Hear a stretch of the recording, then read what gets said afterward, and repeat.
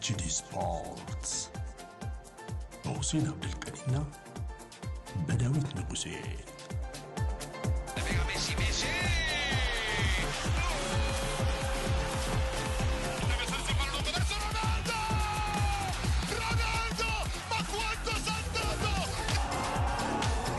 Champions again!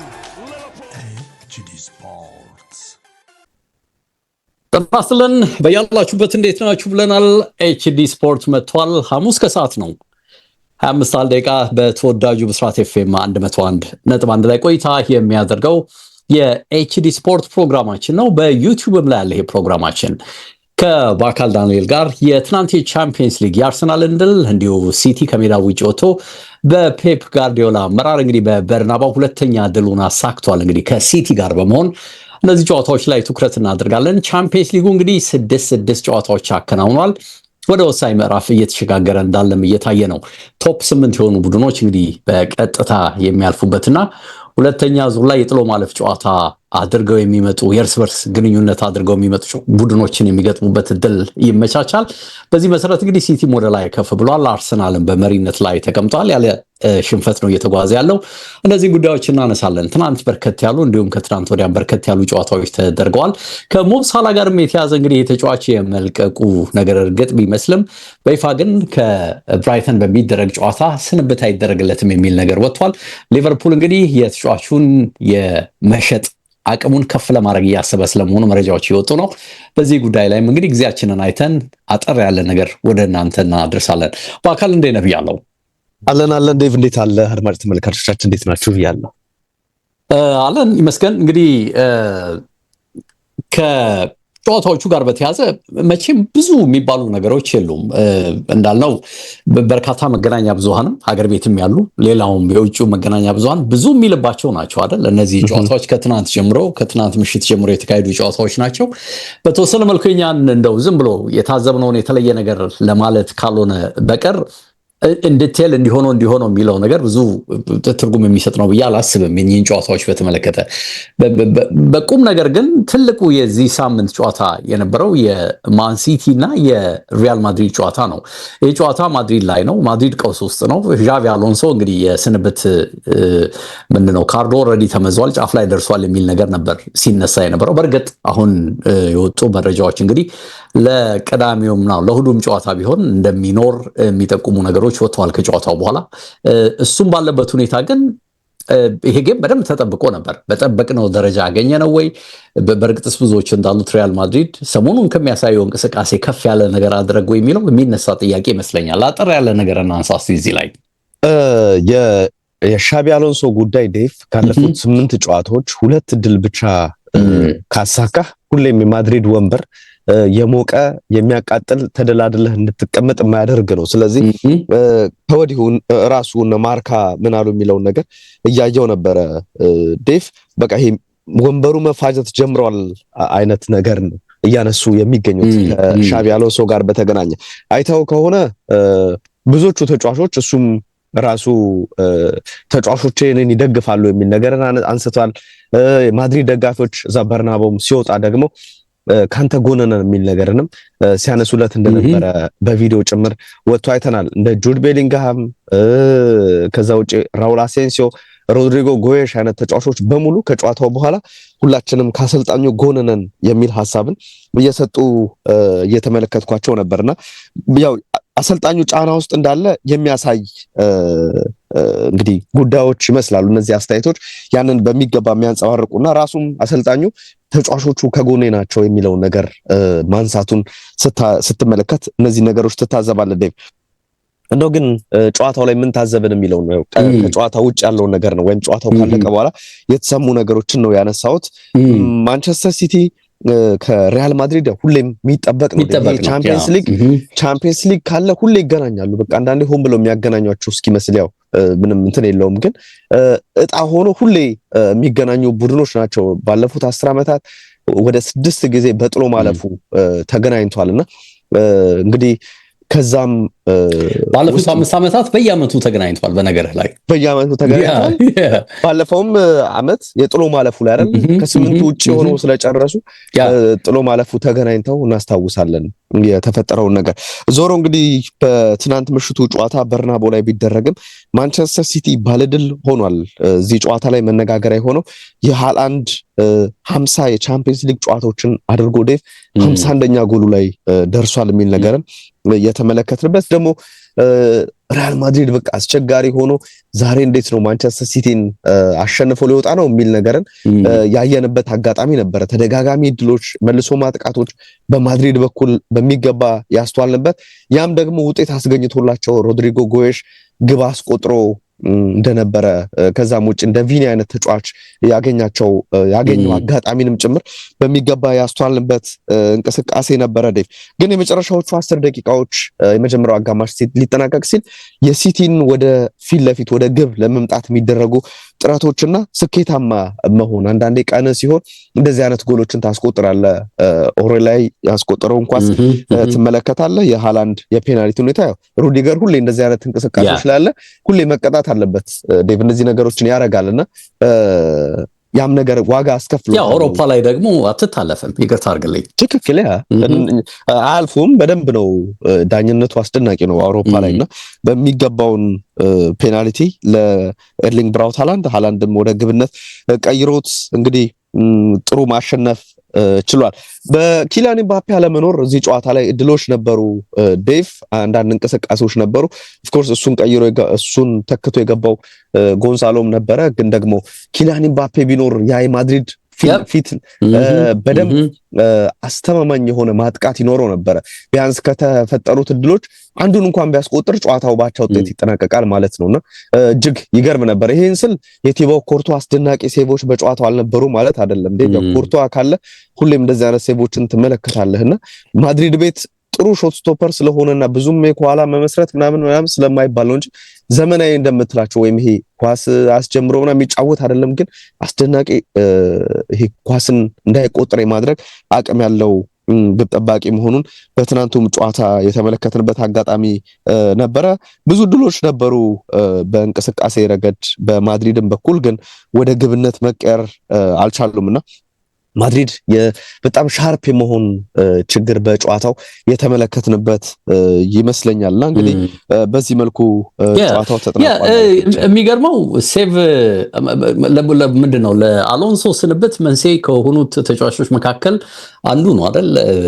ቪኒሲየስ በጣም ከሚነጫነጩትም መልበሻ ቤት ውስጥም እንግዲህ ችግር አለ ከሚሉትም ስሜታቸው ሜዳ ላይም ሲቀየሩም ከሚገልጹት መካከል አንዱ ነውና በተለይ ኪሊያን አለመኖርን ተከትሎ ምንድነው ያው ሜዳውን ፈርሱም የተባለ ነው አይደል? ለቪኒ ነው እና ይሄንን ስታስብ ያባከናቸው እድሎች ያስቆጫሉ። በእርግጥ ግን ለኮቹ መቆየት መንስኤ ሆነ የሚመስለኝ ተጫዋቾቹ በደንብ በጣም ይታይባቸው ነበር። ረሃብ፣ ኢነርጂው፣ ትግሉ ምኑ በደንብ ይታይ ነበርና ሁሉም ተጫዋቾች ላይ አፒታይት ነበር።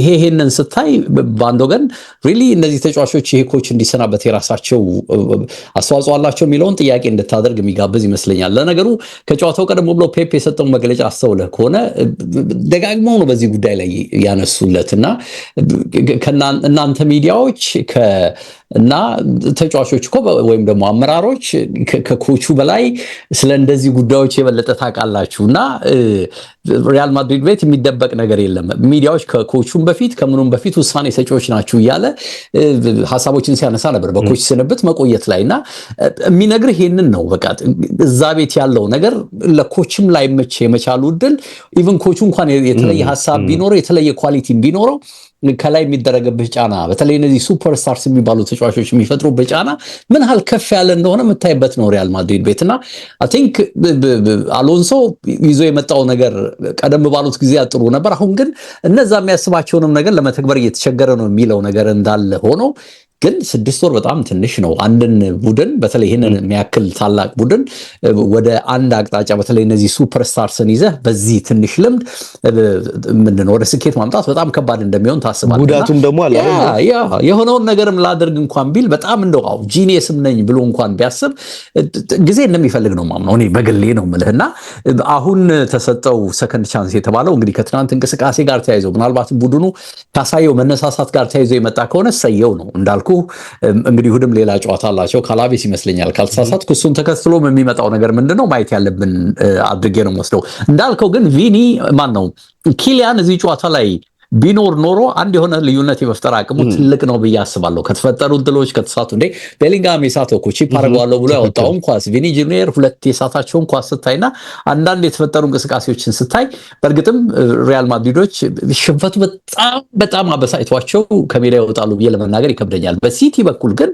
ያለ ጥርጥር ከሜዳ ውጪ ሊያውም ደግሞ ምልህ የተሻለ ነገር ያሳየው ፈርስት ሃፍ ላይ በተለይ ጎሉና ፔናልቲው ከተገኘ በኋላ የሆኑ የተወሰነ ጊዜያት መሆኑን ስታይ ለሲቲ ትልቅ ድል ነው። እኔም በግሌ ነው የምለውና በተለይ ኮንፊደንስ ለማዳበር አቅም እየጨመርክ ለመምጣት በቀጣይ ጌሞችም ላይ ይሄንኑ የአሸናፊነት ስሜት ይዘህ ለመቀጠል በጣም አጋዥ ነው የሚሆነው። ምክንያቱም ከፊትለፊቱም አውሮፓም ቢሆን እዚህ በጣም ከባድ ማቾች አሉትና ይሄንን ሜንታሊቲ በቀላሉ ማምጣት የምትችል አይመስለኝም። ሲቲ አምና ኮንሲስተንሲ አጥቶ እዛ ሁሉ መከራ ውስጥ ሲገባ የነበረው አንዱም እንዲህ በወጥነት ተበልጦም ተቸግሮም የማሸነፍ አቅም ማሳየት ነው እና አሁን ይሄንን ግን በተወሰነ መልኩ ለማምጣት ጥረት እያደረገ እንዳለ ይመስላል። የነ ሼሪኪ ብቃት ግን አሁንም ምንድነው በተለይ እነዚህ ያለቁ ኳሶች ለመስጠት የሚደረግ ጥረት ግን በተለይ ደግሞ የዚህ ወጣቱ ልጅ ከ8 ዓመቱ ጀምሮ እዛው ክለብ ውስጥ ያደገው የኦሌሪ ብቃት ግን በቃ ምንድነው የምትፈልገው ለራሱ ብቻ ሳይሆን ለእንግሊዝም አሁን እንዴት ትልቅ ተስፋ እንደሆነ ተጫዋች ታያለህና ሲቲ ቤት ኦፍ ኮርስ የምናነሳቸው ችግሮች እንዳሉ ሆነው ሪያል ማድሪድ ያልተጠቀማቸው ችግሮች እንዳሉ ሆነው መሻሻሎች ግን ምርታዎች ግን በጎ ነገሮች ግን እየመጡ እንዳለ በተጨባጭ ያየንበት ጨዋታ ይመስለኛል። እኔም በግሌ ባካል ትክክል ለማድሪድ ትልቁ ነገር ያው ጨዋታዎች ከተሸነፋቸው መካከል ከሊቨርፑል ጋር ይተከሳል አይደል? ስለዚህ ሁለት የእንግሊዝ ቡድኖችን ገጥመው ማሸነፍ አልቻለም። ያው የእንግሊዝ ቡድኖች ይህንን ዋንጫ ያነሳሉ የሚለው ትልቁ ግምት ስለሚሆን ዴቭ ምናልባት እንደ ባየርን አይነት ቡድኖችን ልታካትት ትችላለህ። ግን ደግሞ እንግሊዞቹ እጅግ ተፎካካሪ ሆናሉ ነውና በዚህ በሁለቱም ፈተና መውደቃቸውን በሊቨርፑል ብዙ በተቸገረው የተቸገረ ባለው ሊቨርፑል እንግዲህ ተፈትነው መውደቃቸው በማንቸስተር ሲቲም እዛው ሜዳቸውም ላይ ጭምር መሸነፋቸው ሌላ ትልቅ ጣጣ ለአሰልጣኙ ይዞ የመጣ ይመስላል። ቅድም ስለ የነበረው የጉዳት ጉዳይ ነው ዴቭ አይደል? አንዶም ብዙ ሚካሪ ቻርልስ እያለ ነበረ በቃ አሰልጣኙ ላይ ብቻ መፍረድ ሳይሆን የጉዳት ብሎ ተጫዋቾቹን የነ ኤድዋርዶ ካማቪንጋን የነ ኤደር ሚሊታውን ጉዳይ የትሬንት የካርቫሃልን መጎዳት ሲያነሳ ነበርና ይሄ የተሟላ ስኳድ እስካሁን አግኝቶ ለመምረጥ የተቸገረበት አጋጣሚ እንኳን ብዙ ኖሮ አልተመለከትንም በሻቢ አሎንሶ በኩልና እንደዚህ አይነት እድሎች ኖረውት አሰልጣኙ ቢገመገም የሚለውን ነገርና ግን እኔም የፈጠረ ይመስለኛል ዴቭ አሁን በዚያ ላይ ሽንፈት ማነው ስንበት ሚኖር አይመስለኝም። አይ ኖ እንግዲህ ኮንፎርም ሆኗል እንደነገርኩህ እኮ ከምንድነው እርግጠኛ ነኝ ከኮቹ በፊት ሚዲያው ሰምቷል መቆየቱን ኮቹ ኃላፊነት ላይ መቆየቱን ከክለቡ መረጃ ከማግኘቱ በፊት እርግጠኛ ሆኜ ነው የምነግርህ እንደሚወራው ማድሪድ ቤት እንዳሉ ነገሮች ግን ሚዲያው ወይም ደግሞ ኢቨን ተጫዋቾችን በዚህ ጉዳይ ላይ መረጃ ሊኖራቸው እንደሚችል ግምት ትወስዳለህ። አርሰናልን ስታይ ከክለብ ብሩዥ ብሮጋም ይሉታል እንግዲህ ክለብ ያገኘው ውጤት በጣም የሚገርም ውጤት ነው። ምንድነው ከቡድን እንቅስቃሴው ዋው የሚያሰኝ ይልቅ የኢንዲቪጁዋል ብሪሊያንስ በዛበትና የተጫዋቾች ጎል የማስቆጠር ኳሊቲም በደንብ የተንጸባረቀበት ጨዋታ ሆኖ ነው ያየነው። ማዱዌኬ በተለይ የመጀመሪያውን ጎል የግል ጥረቱን ምልህ ጉልበት አጠቃቀሙን ቴክኒክ ኳሊቲውን ከዛ በኋላ ደግሞ ኳሱን ላይ የተፈበትን ሁኔታ ስታይ እጅግ አስደናቂ ጎል ነውና የተጫዋች የተጠራጠራችሁኝ ሁሉ እንግዲህ አፋችሁን ያዙ ያለ ይመስላል አይደል? ሁለት ጎል ነው ይሄም ብቻ አይደለም እምነት የሰጠኝ አርቴታ ነው ብሎ እንግዲህ ሄዶ አቅፎታል እሱ አንድ ብቻ ጎል ሳይሆን ሌላም ተጨማሪ የጭንቅላት ጎል አስቆጥሯል። የማርቲኔሊም እንግዲህ የተጠመዘዘ ጎል ፈርስት ሃፍ ላይ ጥሩ ያልነበረው ማርቲኔሊ ሰከንድ ሃፍ ላይ ደግሞ እንዴት እንደጎላ አይተናልና በውጤት ረገድ ምንም ጥርጥር የለውም ለአርሰናል በትልቁ ፎይታ የሚፈጥር ውጤት ነው እፎይታም ነው እንግዲህ ሊጉ አናት ላይ ተቀምጧል። ከተከታይም 3 ነጥብ ጋፕ አላቸው። በቀጣይ በቢዚው እና በተለይ ሊጉ በጣም መጨናነቅ ፈተና በሚበዛበት ሰዓት ላይ የሚመጡ 2 ጨዋታዎችን በቃ በደንብ ዘና ብሎ እንዲያደርግ ተጫዋቾችን በደንብ ሮቴት እንዲያደርግ እድል የሚፈጥርለት ይመስላል። በኢንተር በቀጣይ እንኳን ቢሸነፍ ከታች ያሉት ቢያሸነፉ እኩል ከሱ የሚሆኑበት እንጂ በልጠውት የሚሄዱበት እድል የለም። በስተመጨረሻ የሚያደርገው ጨዋታ ላይ የሆነ ነገር ከወሰደ ሊጉን አናት ላይ ሆኖ የሚጨርስበት እድል ስላለ የትናንቱን ጨዋታ በድል መወጣቱ እንዴት ጠቃሚ እንደሆነ በደንብ ነው ማረጋገጥ የሚቻለውና ከሁሉም በላይ ግን ያተረፋቸው በርካታ ነገሮች አሉ እዚህ ጨዋታ ላይ አይደል እንግዲህ ጉዳት ብዙም ባይባል ብዙም ሰዎች ባያተክሩበትም ለምን እንደዚህ የተትረፈረፈ ስኳድ ያለ ጉዳት ጉዳይ ይነሳል ብለው ሰዎች አሁንም ለመከራከር ቢሞክሩ የቡድኑ ችግር እንደሆነ በደንብ ታይቷል። ያየነው ነው ተከላካይ መስመሩ እንዴት እንደሳሳ እንግዲህ ቲምበርንም ሊያሳርፈው ይሁን የተፈጠረ መጠነኛ ችግር ኖሮ ይሁን ሙሉ ለሙሉ ከስኳዱ ውጪ መሆኑን ስታስብ እሱም አልነበረምና እንግዲህ ምን ያህል የተከላካይ መስመሩ በጣም ችግር ውስጥ እንዳለ በተጨባጭ ትናንትም ታይቷል። ያም ሆኖ ግን ይሄ አጋጣሚ በደንብ የተወሰኑ ተጫዋቾችን እንዲያሳርፍ እድል ፈጥሮለታልና ይሄ ትልቁ ፕላስ ይመስለኛል። እንግዲህ ዴክላን ራይስ መጠነኛ ህመም ተሰማው ነው ያለው። አንዱ ያሳረፈው እሱ ነው። እንግዲህ የቲምበር ሁኔታ አሁን ሳነሳ ነበር ምን እንደሆነ አናቅም። ሳካን ቤንች አድርጎት ነበር። የተጠቀመበት ለ20 ደቂቃ ነው። ላይጠቀምበት የሚችልበት እድል አለ። አንዳንዶችም እኔም ማነሳ የነበረው የዙባሜንዲ ጉዳይ ነው። ግን የሚመስለው ደግሞ እሱ ኖርጋርድን ወደ ተከላካይ መስመር ላይ ወደ መሃል ተከላካይነት ስለመለሰው ይህን ተጫዋች የማሰለፍ እድል ተገቢ ነው ብለህ እንድታምን የሚጋብዝ ነው። ከዛ ውጪ ኢቭን ቢጎዳ እንኳን ዙቤሜንዲ እሱን የመተካት አማራጮች ይኖረኛል ብሎ የማሰበብ ነገር ይኖራል ብለህ ነው የምታየውና በተለይ በጣም የተቸገረ የሚመስለው አርቴታ አሁን ተከላካይ መስመር ላይ መሆኑን ስታይ ይሄ የትናንቱ ቁማሩ የትናንቱ ሮቴሽኑ በደንብ ሰርቶለታል ብለህ ለመናገር የሚያስችል ይመስለኛል።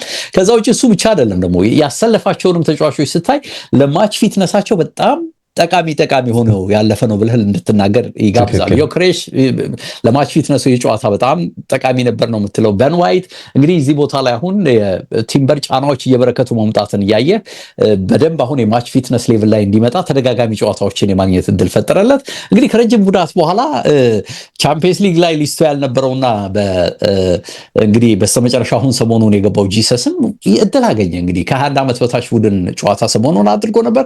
እዚህ ጨዋታም ላይ ደግሞ እንግዲህ ለ20 ደቂቃ የሚሆን ጊዜ አግኝቶ እንግዲህ መሰለፍ ችሏልና እነዚህ ነገሮችን ስታይ የትናንቱ ጨዋታ ሙሉ 3 ነጥብ ብቻ ሳይሆን በቀጣይ ለሚኖሩት ጫናዎች ውጤቱን ከወዲሁ ማረጋገጡ የሚቀንስለት ነገርን ብቻ ሳይሆን ብዙ አማራጮችን የፈጠረለት ነው። ለማች ፊትነስ ለተጫዋቾች ረድቷል።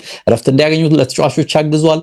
ያለ ጥርጥር ለመጪው ሰፊ ምንድነው የዚህ በተለይ ጃንዋሪና የዚህ ወር መጨረሻ ጫና ተጫዋቾችን በደንብ ሊያዘጋጅለት ይችላል። ይሄ ብቻ ሳይሆን ደግሞ ኔክስት ዊክም አንድ ሙሉ ሳምንት ረፍት አላቸው በነገር ላይ አርሰናሎችና በሱም ይጠቀማሉ። ከወልቭሱ ጌም በኋላ ብዙ ቲሞች በተለይ ዋና ቲሞች 4 5 6 ቲሞች በካራባው ካፕ ጨዋታ ያደርጋሉ እና አርሰናል በዛ ሳምንት አያደርግም። አንድ ሳምንት ተጨማሪ ረፍትም ያገኛልና በደንብ ስንቅ ሊይዝ የሚችልበትን እድል እንግዲህ ጉዳት እንዳለ ሆኖ አንዳንድ ተጫዋቾች ከጉዳት ጋር ተያይዞ ባይኖሩ ተጠቃሚነታቸው ጥቅም እንዳለው ታያለህና ተጎድተው የሚመጡ ተጫዋቾች እንግዲህ በጉዳቱ ሰበብ ረፍትም በተመሳሳይ መንገድ ስለሚያገኙ ያም እንደ አንድ ቦነስ ሊታይ ይችላልና ይሄን በጥሩ ስኬት የወጣው አጋጣሚ ነበር ለአርሰናል ማለት ይችላል። በአካል እንዳልከው ነው ዴቭ፣ ድምጾች በጣም ነበሩ። አርቴታ በደንብ ስኳዱን ሮቴት ማድረግ አለበት የሚለው ነገር አንተም እያነሳው ነበረ። ከአስቶን ቪላው ጨዋታ የ5 ተጫዋቾች ቅያሬ ነው በዚህኛው መርሃ ግብር ይዞ የመጣው።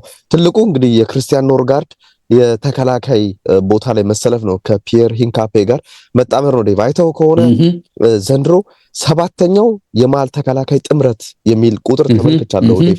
ጋብሪኤል ከሳሊባ፣ ጋብሪኤል ከሞስኬራ፣ ጋብሪኤል ከሌሎች 8ኛው እንደውም 7ኛው በቀደም ነበር 8ኛው ነው ካልተሳሳትኩ ቢመስለኝ። ኤኒዌይ ጥሩ በጣም ብዙ ጨዋታዎች ላይ ይሄ የተከላካይ ክፍሉ እንዳይረጋጋ ያደረገው ሆኖም ግን ደግሞ ከጨዋታዎች የሚፈልገውን ነገር ይዞ መውጣት ከ18 ጨዋታዎች በኋላ የመጣ ሽንፈት ነበር አይደል የአስቶን ቪላው እንቅስቃሴና እንግዲህ እነዚህ አይነት ቅያሮችን በማድረግ የአንዳንድ ተጫዋቾችን ቦታ መቀየር ደግሞ እንደ ዮኬሬሽ አይነት ተጫዋችን ወደ ቡድኑ አስገብቶ ያው በጣም ደካማ ምሽት የነበረው ቢሆንም የጄሱስ ተቀይሮ ገብቶ ዴቭ 30 ደቂቃ አካባቢ ነው የተጫወተው። እጅግ የሚገርሙ ነው። 2-3 አጋጣሚዎች ተፈጥሮለት ነበር ብረት የመለሰውን ጨምሯል። ማስቆጠር የሚችልበት እድል አለና ጄሱስ ካለ ሁሌ ለራሱ እድል መስጠት ለቡድን ተጫዋቾች እድል የመፍጠር ችግር የለበትም ዴቭ። ግን ይሄ ኮንሲስተንትሊ ያን ነገር የማድረግ ጣጣና ሁሌም ከጉዳት ነፃ የማይሆን ተጫዋች ስለሆነ እነዚህ ነገሮች የተመለከትንበት የማዶኬ ምሽት ነው ዴቭ። በቃ በትክክል ማዶኬ አይመጥንም እያሉ የነበሩ ድምጾች አሁን በሚገባ አሁን የተዘጉ ይመስላሉ። ራሱ የሰጠው ምላሽ ጎሉን አስቆጥሮ ወደ አርቴታ ሄዶ ደስታውን የገለጸበትን መንገድ ስትመለከት ደግሞ በጣም ጥራት ያለው ኳስ ነው። የሆነ እንደው በቅርበት እንትን ማለት ምናምን ሳይሆን አሁን ይሄ ቼልሲ ቤት የነበረው በጣም ይሄ ኢጎ ምናምን ራሱ አብሮት ያለ አይመስልም። በጣም የመታተር ነገር ምናምን በቃ ስብስብ እኮ ነው። በቃ ስብስቡ እንዴት ሊያግዝ እንደሚችል ታያለ። ትክክል። እና በቃ ይሄ በደንብ የሚሰራ አይነት ተጫዋች የሆነ ነገር አጥፍቶ እንኳን ቼልሲ ቤት ምንም አሰልጣኙ ዞሮ ማየት የለም። አሁን ግን አርቴታ ስር በቃ ይሄ መቀመጥ ነገር እንዳለ ምናምን አይነት ነገሮችን እያስተዋለ እንደሚጫወትና በደንብ ለቡድኑ ያለው ነገር እየሰጠ እንዳለ እና ደግሞ ለሱ የሚገባ 2 ጎሎችን አስቆጥሯል። አንደኛው ግሩም ነው በጣም ከውጪ ያስቆጠረው አጋጣሚ። ማርቲኔሊም በ5 ተከታታይ የቻምፒየንስ ሊግ ጨዋታ ግብ አስቆጥሮ እንግዲህ በአርሰናል ታሪክ የመጀመሪያው ተጫዋች ነው የሚል ነገርን ተመልክቻለሁ። ዴቭ እንዳነሳው ራያና ኬፓን ዝም ብለህ ታስባለህ፣ ራያንም በኬፓ ቢቀይረው ብለህ ታስባለህ። ግን የሚገርመው 2 ያዳናቸውን አስገራሚ ኳሶች ስታይ ደግሞ ሪሊ ኬፓ እነዛን ያድኖኝ ብለህ ትጠይቃለህ አይደል? አንዳንዴ ነው ግራ በተለይ 1-2 ኳሶች በጣም አስደናቂ ነበሩ ያዳናቸውና ራያ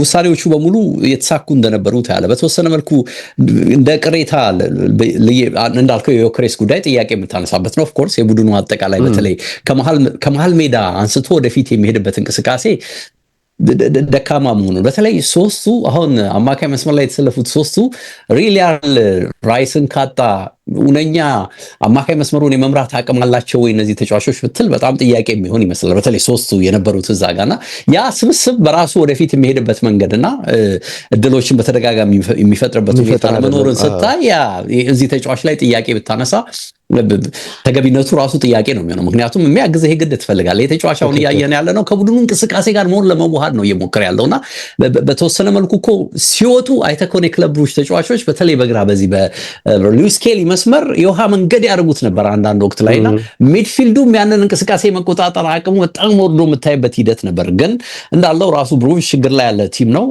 ኮንፊደንሱ ገና ያልተመለሰ አዲስ ኮች ገና መተው እንግዲህ የትናንቱ የመጀመሪያ ጨዋታቸው መሆኑን ስታይ ለአርሰናል ብዙ ነገርን አቀሎለታልና ኦፍ ኮርስ ከቡድን ፐርፎርማንስ ይልቅ ከቡድን ስኬቱ ይልቅ በተለይ ለተጫዋቾቹ ጥረት እንዴት ስኬታማ እንዳደረገው ዋው አያሰኝም። የቡድን ስኬቱ ጥረቱ መጥፎ ነው እያልኩ አይደለም፣ ግን ኢንዲቪጁዋል ብሪሊየንሱ ግን በደንብ የበዛበት ነው። የግል ተጫዋቾች ጥረት ግን በደንብ የታየበት ነበር ማለት ይቻላል። ትክክል ዴቭ፣ በደንብ አስደናቂ እንቅስቃሴን በአርሰናል በኩል ደግሞ እንዳልከው ችግር ላይ ያለ ቡድን ነው። ያሉትም ተጠባባቂ ተጫዋቾች ክለብ ብሩዥን ለማሸነፍ ብዙ የሚሰንፉ አይሆኑም። ባለፈውም ስናነሳ ነበረ በአርሰናል ውስጥ ይሄ በእነሱ የጥራት ልክ መተካት የማይችሉ 2 ተጫዋቾች የሚመስሉ ቲምበርና ግብ ጠባቂ ይመስሉኛል። ሌሎቹ ተጫዋቾች እና ራይስንም እዚህ ውስጥ መተካተው ትችላለና እነዚህን 3 ተጫዋቾች በአርቴታ በኩል መተካት እጅግ አስቸጋሪ ሊሆን ይችላል የሚለው ነገር አንስተን መውጣት እንችላለን። ሳላን የሳላ ጉዳይ እንግዲህ ወደ አፍሪካ ዋንጫ የሚሄዱ ነገር እንግዲህ አሁን እርግጥ ነው፣ ግን ከዛ በፊት የብራይተኑን ጨዋታ የስንብት የማድረግ እቅድ ነበረው። ሊቨርፑል ግን እንዴት ብለዋል። ከሳውዲዎች የሚመጣው ገንዘብ እኮ ራሱን የቻለ አንድ ጥር ላይ አጥቂ ማምጣት አቅም አለው እያሉ ነው አይደል? ያው ሳላና ሊቨርፑል አሁን እንዳይጠገን ሆኖ የተሰበረ ይመስላል። ግን የሚገርመው ነገር ባክፋየር አደረገ አይደል? ልጁ በጠበቀው መልኩ ድጋፍ አገኝበታለሁ ብሎ አስቦ ነበር። ግን ያየዋቸው ሪፖርቶች በሙሉ እሱን አፈርድሜ ያስጋጡ ነው የሚመስሉት። ትክክል እኮ ነው ዴቭ። ከእንቅስቃሴ አንጻር ቡድኑ የሚያስፈልገው ነገር እየሰጠ አይደለም። ስለዚህ ተጠባባቂ ወንበር ታደርገዋለህ። እንዴ ጄሚ ካራገር እኮ የተናገረው ትክክል እኮ ነው ዴቭ። ይሄ ተጫዋች ቼልሲ ቤት ፌል ያደረገ ተጫዋች ነው። ኮከብ ሆኖ ወደ ሊቨርፑል መጥቶ ነው እንጂ ከሊቨርፑል በፊት ኮከብ አልነበረም ብሏል። ትክክል ነው። ደግሞ የቲሙን መንፈስ እዚሁ ችግር ላይ ያለ ቡድንን ሌላ ጣጣ ውስጥ የሚከትና የቡድናችን ወሳኙ ተጫዋች አሁን ከቡድኑ ተገሏል የሚለውን ነገር የሚነሳበትና ተጫዋቾች ላይ ጫና የሚፈጠርበት አጋጣሚ ይመስላል። እንግዲህ የሳላህ ጉዳይ ዴፍ የተለያዩ ጉዳዮች እየተነሱ ነው። አሁን እንዳነሳው መዳረሻው ወደ ሳውዲ ይሆናል ተብሎ ነው እየተጠበቀ ያለው። ከአፍሪካ ዋንጫው በኋላ ጉዞ ወደዛ ይሆናል የሚል ነገር እየተነሳ ይገኛል። ምን ያክል ገንዘብ ሊያቀርቡ ይችላሉ? ያኔ የነበረው የእብደት የሚመስል ገንዘብ 150 ሚሊዮን ፓውንድ 150 ሚሊዮን ፓውንድ እኮ ነበር። ያ እንደሱ ሳይሆን በ40 በ50 አይነት ነገር ሊቨርፑል ሊሸጠው ይችላል። ያው በግልጽ ወጥቶ መናገሩም ከቡድኑ ጋር ያለው ነገር እንዲያበቃ ስላደረገው ምናልባት በእንደዚህ አይነት ብር ሊያገኙት ይችላሉ። ግን እሱን ከወጣ ሊቨርፑል በማን ነው ሊተካው የሚችለው ተብሎ አንዳንድ ስሞች እየተነሱ ነው ያሉት። ዝም ብሎ የሚጠቆሙ ናቸው። እርግጠኛ ሆነ ይሄኛው ይሆናል የምትለው አይነት ተጫዋች አይደሉም። ግን እንደ አንቶኒ ጎርደን የኒውካስልን የመስመር ተጫዋች እንደዚሁም ደግሞ አንቷን ሴሜንዮ የቦርንማውዝን ተጫዋች ሊቨርፑሎች እየተመለከቷቸው ነው የሚል ነገር ተመልክቻለሁ። ሳላ ጉዳይ እና በቃ እንግዲህ አጭር ነው የዛሬ ፕሮግራማችን። ኤችዲ ስፖርቶች ነበረን። በስርዓት ላይ ሰማችሁን፣ እንዲሁ ዩቲዩብ ላይም ነበረን። ለነበረን ጊዜ ከልብ እናመሰግናለን። ቅዳሜ ደግሞ መልሰን እንመጣለን። በምንዳስሳቸው ጨዋታዎች በርከት ያሉ ጨዋታዎች አሉ። መልካም ጊዜ ብያለሁ። በአካል መልካም ጊዜ አድማጭ ተመልካቾች። ባባይ። ሰላሙ ዴቭ። መልካም ጊዜ ላንተ።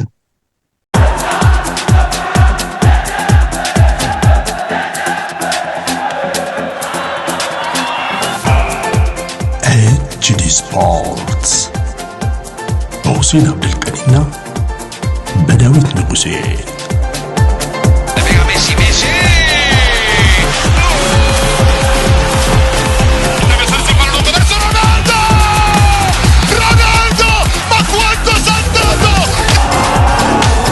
Champions again! Liverpool! ኤችዲ ስፖርትስ